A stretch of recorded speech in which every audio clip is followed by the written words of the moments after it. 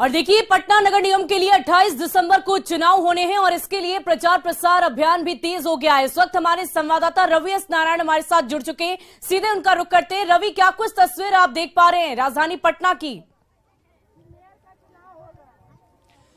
देखिए, नगर निकाय चुनाव को, मेयर का चुनाव जो होना है उसे लेकर के एक ढंग से कह सकते हैं कि घमासान जारी है और हर प्रत्याशी जो है वो यहाँ पे पूरा दमखम लगाए हुए है। और खास बात यह है कि इस बार पटना मेयर के चुनाव में जो है पहली बार जनता वोट डाल रही है और पहली बार जो है वो लोग सीधे मेयर को चुनेंगे।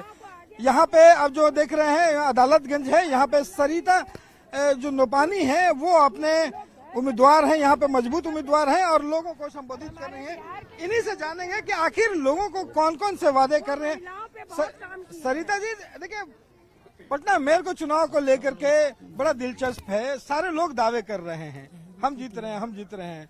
आपके पास क्या खास है, क्या वादे? देखिए, जीतने के लिए ही हर प्रत्याशी सामने आया है।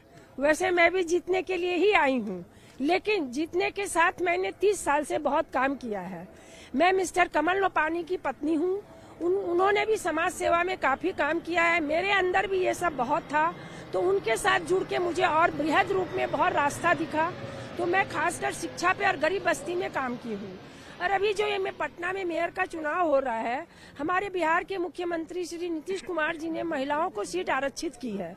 और शायद मेरी जानकारी में ये भी है कि पूरे हिंदुस्तान में एक बिहार में ही 50% आरक्षित महिला को मिला है। लेकिन सरिता जी, सबसे खास बात है कि जो इस मेयर को लेकर के आपने घोषणा पत्र भी जारी किया है, क्या क्या ब्लूप्रिंट है या इस नगर निगम को बेहतर बनाने के लिए क्या क्या रणनीतियां हैं? देखिए, रणनीतियां तो बहुत सारी है, काम भी बहुत सारे बाकी हैं करने को। और रही बात की झुग्गी झोपड़ी में मैं इसलिए घूमती हूँ क्योंकि मैं पिछले 30 साल से झुग्गी झोपड़ी में ही काम की हूँ मैं। तो इन लोगों की व्यथा, बहुत सारी समस्याएं भी है। तो खासकर पहले मैंने शिक्षा पे काम की है और ये मेयर पोस्ट के लिए मैं इसलिए आगे आई हूँ कि इसमें काम करने के लिए बहुत सारे रास्ते हैं। जैसे मेरे पास बहुत लोग आते थे कि मेरा आधार कार्ड नहीं है, राशन कार्ड नहीं है, वृद्धा पेंशन नहीं है, विधवा पेंशन नहीं है, कुछ नहीं मिलता है। हर जगह हम लोग घूमते हैं, तो लगा क्यों नहीं इस समस्या को लेके हम लोग वन विंडो सिस्टम पे काम करें। सिंगल विंडो रहेगा तो हजारों समस्याएं उस विंडो पे आएगी और उस संबंधित जितने भी आपके अधिकारी हैं, जितने भी विभाग हैं, वहाँ वो समस्या जाए और उसका जल्द से जल्द निवारण हो, जल्द से जल्द समाधान हो, क्योंकि समय बहुत कम है, काम बहुत ज्यादा होता है। काम बहुत ज्यादा है। कमल जी, ये बताइए, आपने भी बहुत काम किया। कोरोना में हम लोगों ने देखा कि किस ढंग से आप बिल्कुल ऑक्सीजन मैन की तरह जाने गए, घर घर तक लोगों तक आपने ऑक्सीजन पहुंचाया। इस मेयर को चुनाव को लेकर के क्या और देखिए, बेसिक समस्या है कि झुग्गी झोपड़ी में इन लोगों को हटा दिया जाता है, जब मन होता है उजाड़ दिया जाता है। जबकि सुप्रीम कोर्ट की रूलिंग है सर कि पहले इनको बसाइए फिर उजाड़िए। दूसरा, ये जो रिक्शा ठेला वाले फुटकर दुकानदार लोग जो ठेला रिक्शे पर चलाते हैं, इनके लिए वेंडिंग जोन की स्थापना का प्रावधान है।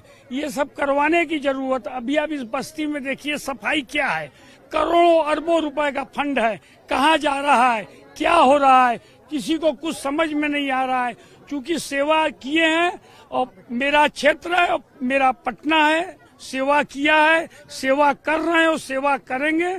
हम आपके माध्यम से तमाम जनता से अपील करते हैं कि ये चुनाव पहली बार बिहार में आपके द्वारा होगा। पहले 75 पार्षद लोग मिलके एक मेयर चुनते थे, वो मेयर उसी में घिरा हुआ रहता था। अब 17.5 लाख लोग मिलके एक मेयर चुनेंगे, तो ये बहुत बड़ी जिम्मेवारी है। इस जनता को स्टूल छाप पे 27 नंबर पे श्रीमती सरिता नोपानी को विजयी बना के एक बार सेवा का अवसर दें, यही है। ठीक है, देखिए, आप तो कह रहे हैं कि सेवा का अवसर दें, लेकिन जिनके बीच आए उनसे भी जानना बड़ा जरूरी है। आप यहाँ के रहने वाले हैं जी, क्या लग रहा है कि कैसे उम्मीदवार हैं? बहुत बढ़िया उम्मीदवार हैं। मेरा 2 बच्चे के पढ़ा रहे हैं, मेरा 2 बच्चे के 8 साल से पढ़ा रहे हैं। मैडम बहुत अच्छी है, सारा खर्चा यही उठा रहे हैं। तो इनसे बड़ा कोई उम्मीदवार ये हो ही नहीं सकता है। और ऐसा है कि इतना भारी बहुमत से ही जीतेंगे। अब जनता के भी और राय लेते हैं। देखिए, आप यूथ हैं, महिला हैं, और इस मेयर को चुनने के लिए एक महिला घोषित ही है कि यहाँ से कोई भी मेयर बनेगी, महिला ही बनेगी। आप लोग क्या सोच रहे हैं इस बार चुनाव? नहीं, इस बार बहुत सही हुआ है कि महिला को ये पोस्ट दिया गया है कि उसके लिए उनको चुना जाए। अब महिला हो चाहे पुरुष हो, ये उससे भी बड़ी बात ये है कि इस बार जनता चुनेगी कि किसको मेयर बनाना है। अभी तक चंद लोग चुनते थे, अब पूरी जनता को चुनना है, उनके भविष्य के लिए, उनके अच्छे के लिए।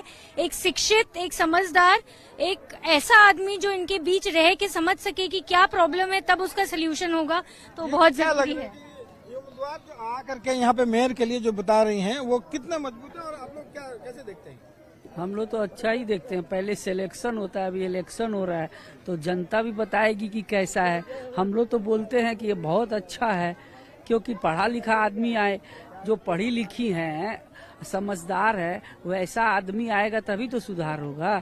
पहले तो सिलेक्शन हो जाता था, अब ना इलेक्शन हो रहा है, तो जनता के बीच में जब ऐसे पढ़े लिखे लोग आएंगे तभी तो जनता के बीच में अगर ऐसे पढ़े लिखे लोग आएंगे तो निश्चित रूप से जो है वो विकास होगा। हालांकि 28 तारीख की जो जनता है वो चुनेगी कि कौन सा यहाँ पे मेयर चुना जाता है, लेकिन दावे हैं और जिस ढंग से लोगों ने समाज में काम किया, इसी बूते ये भी जनता के बीच भी जा रहे हैं और मानना है कि जीत जो है इन्हीं की होगी। हालांकि जनता 28 तारीख को ये तय करेगी। जी।